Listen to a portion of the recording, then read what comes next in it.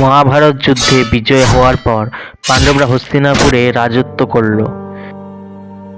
গান্ধারীর অভিশাপে শ্রীকৃষ্ণ দেহত্যাগ করে দিল, বলরামও প্রাণত্যাগ দিয়ে দিল।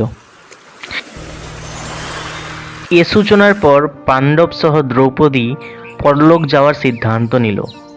স্বর্গযাত্রা করার পূর্বে যুধিষ্ঠির যুযুৎসুকে সম্পূর্ণ রাজ্য দেখভাল করার দায়িত্ব দিয়ে দিল। অভিমন্যুপুত্র পরীক্ষিতকে হস্তিনা নরেশ ও কর্ণপুত্র বৃষকেতুকে ইন্দ্রপ্রস্থ নরেশ ঘোষণা করে পাণ্ডবরা মুক্তি পাওয়ার জন্য বেরিয়ে পড়ল। হস্তিনাপুর থেকে বেরোবার পর রাস্তায় পাণ্ডবদের সাথে এক কুকুর ওদের সাথে চলতে লাগলো।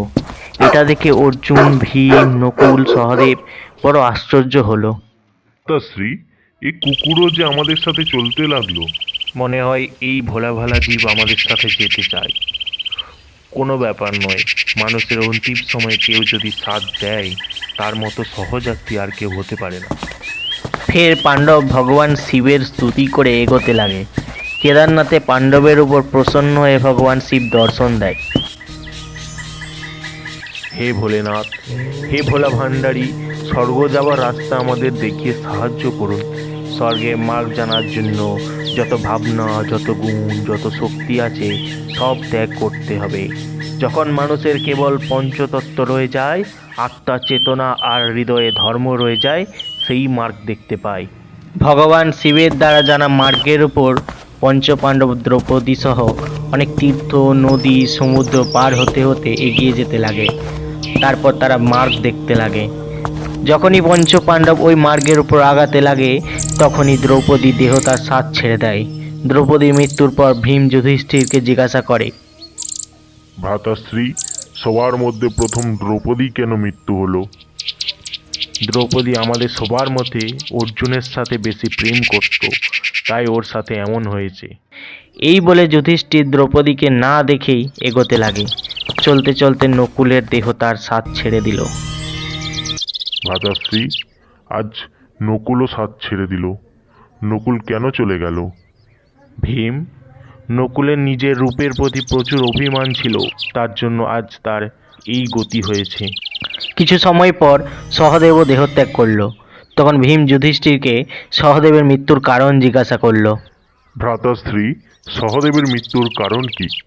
ভ্রাতা ভীম, সহদেব কাউকে নিজের থেকে শ্রেষ্ঠ বিদ্বান মানতে পারত না, এই জন্য তার এই দশা হলো। সহদেবের পর অর্জুনও দেহত্যাগ করল। তখন ভীম যুধিষ্ঠিরকে এর কারণ জিজ্ঞাসা করল। তখন যুধিষ্ঠির বলে, অর্জুনের নিজের পরাক্রমের জন্য অভিমান ছিল, অহংকার ত্যাগ করতে পারেনি, তাই তার এই অবস্থা হলো। এটা বলার পর তারা আগাতে লাগে। যেতে যেতে ভীম ও কুকুরটা একটা খাদে পড়ে যায়। ভীম যুধিষ্ঠিরকে বলে, আমাকে বাঁচাও। ফের যুধিষ্ঠির কুকুরটাকে বাঁচালো। ভীম তার কারণ জিজ্ঞাসা করতে যুধিষ্ঠির বলে, ক্ষমা করো ভীম, তুমি একজন মহাবলী, তুমি নিজেকে সাহায্য করতে পারো, কিন্তু এই ভোলা ভালা কুকুরটা নিজেকে সাহায্য করতে পারে না, এর জন্য একে আমি বাঁচালাম। আমি বুঝে গেছি ভ্রাতা যুধিষ্ঠির, আমার মৃত্যুর সময় হয়ে গেছে, কিন্তু আমি আমার মৃত্যুর কারণ জানতে চাই। ভীম, ক্রোধ তোমার মৃত্যুর কারণ। তুমি ক্রোধে তাদেরও প্রাণ নিয়ে নিয়েছিলে যারা কোনো দোষ করেনি, এই জন্য তোমার এই গতি হলো। যুধিষ্ঠির সেই কুকুরের সাথে যাত্রা পূরণ করে। স্বর্গের দ্বারে যমরাজের সাথে দেখা হয়। যমরাজ যুধিষ্ঠিরকে বলে, আপনি এই কুকুরের সাথে স্বর্গে প্রবেশ করতে পারবেন না। এই কুকুর আমার পরম ভক্ত, এই পুরো রাস্তা আমার সাথে এসেছে, আমি একে ছাড়া স্বর্গে লোকে প্রবেশ করতে পারবো না। যুধিষ্ঠিরের এই কথা শুনে সেই কুকুরটা নিজের রূপ ধারণ করে, যেটা ধর্মরাজ অর্থাৎ যমরাজ স্বয়ং ছিলেন। যুধিষ্ঠির, তুমি কাম, ক্রোধ, লোভ সব কিছু থেকে দূরে ছিলে। এর জন্য তুমি সশরীরে স্বর্গে প্রবেশ করতে পারছো। তোমার ভাই, পত্নী নিজের গুণ, অগুণ ও শক্তির পথ ছাড়তে পারেনি, তাই তারা এখানে পর্যন্ত আসতেই অসফল হয়েছে। ফের ধর্মরাজ যুধিষ্ঠিরকে নিয়ে স্বর্গের ভিতরে গেল।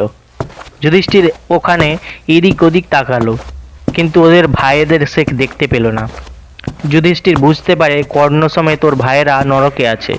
যুধিষ্ঠির ধর্মরাজকে বলে, আমার ভাই ও দ্রৌপদী যেখানে আছে আমি সেখানে যেতে চাই। যদি আপনার এই ইচ্ছে তো আপনি এই দেবদূতের সাথে চলে যান। এ আপনাকে আপনাদের ভাইয়ের কাছে পৌঁছে দেবে।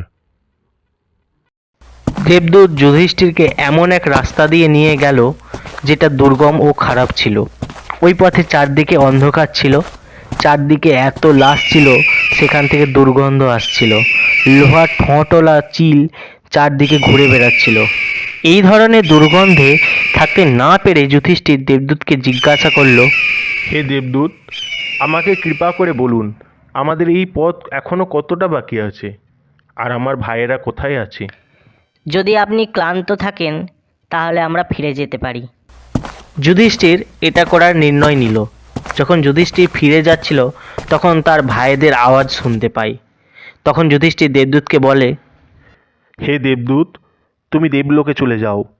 আমি এখানে থাকলে যদি আমার ভাইয়েদের সুখ পায়, তো আমি এই দুর্গম স্থানেই থাকতে চাই।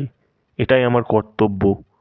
যেখানে আমার পরিবার থাকবে সেটাই আমার কাছে স্বর্গ। দেবদূত সব কথা ধর্মরাজকে জানায়। কিছুক্ষণ পর ধর্মরাজ যুধিষ্ঠিরের কাছে চলে আসে। যুধিষ্ঠির ধর্মরাজকে জিজ্ঞাসা করে, হে ধর্মরাজ, এসব কি? আপনি অশ্বত্থমা বধ হয়েছে বলে ছলে দ্রোণাচার্যকে বধ করিয়েছিলেন। এর জন্য আপনাকে ছলনা করে নরক দর্শন করানো হলো। পাণ্ডবদের নরকবাস ও কৌরবদের স্বর্গবাস কিছু সময়ের জন্য। এটা ওদের কর্মফল। কর্ণ দ্রৌপদীকে অপমান করেছিল, সেই কারণে তাকেও নরক দর্শন করতে হয়েছে। ভীম ও অর্জুন ধোঁকা দিয়ে দুর্যোধনকে বধ করে। নকুল ও সহদেব তাদের সাথ দেয়, সেই কারণে ওদেরও নরক দর্শন করতে হয়েছে। যদিও কৌরব নিজের মাতৃভূমির জন্য লড়াই করে, এই উদ্দেশ্যের জন্য ওরা সব একজন সঠিক ক্ষত্রিয়র মতো প্রাণ ত্যাগ করে। এই সুকর্মের জন্য দুর্যোধন ও তার সব ভাইয়েরা কিছু সময়ের জন্য স্বর্গে রাখা হয়েছে। নিজের কর্মের অনুসারে আপনার ভাইয়েরা নরক ভোগ করে স্বর্গলোকে চলে এসেছে। এখন আপনি আমার সাথে স্বর্গে চলুন। সেখানে আপনার ভাই ও কর্ণ প্রথমেই চলে গেছে। তারপর যুধিষ্ঠির দেবরাজ ইন্দ্রের কথা অনুসারে দেব নদীতে স্নান করে। স্নান করতেই যুধিষ্ঠিরের মানব শরীর ত্যাগ করে দেব শরীর ধারণ করে। তারপর যুধিষ্ঠির স্বর্গলোকে তার ভাইদের সাথে মিলে। ওরা সবাই ভগবান কৃষ্ণের দর্শন করতে যায়। যুধিষ্ঠির যেয়ে দেখে অর্জুন ভগবান কৃষ্ণের চরণে বসে আছে এবং তার সেবা করছে। যুধিষ্ঠিরকে আসতে দেখে ভগবান কৃষ্ণ ও অর্জুন স্বাগত জানায়। তারপর যুধিষ্ঠির দেখে ভীম আগের মতোই ক্ষমতাশালী শরীর ধারণ করে বায়ুদেবের পাশে আছে। কর্ণকে সূর্যের সমান রূপ ধারণ করতে দেখা যায়। নকুল ও সহদেবকে অশ্বিনী কুমারদের সাথে দেখা গেল। তখন দেবরাজ ইন্দ্র বলে, এখন যাকে সাক্ষাৎ লক্ষ্মী দেখছেন, এর অংশ থেকেই দ্রৌপদীর জন্ম হয়। এরপর দেবরাজ ইন্দ্র যুধিষ্ঠিরকে মহাভারতে মরেছে সব বীরেদের ব্যাপারে বিস্তারিত জানায়। যুধিষ্ঠির তার ভাইয়েদের স্বর্গলোকে দেখে খুব খুশি।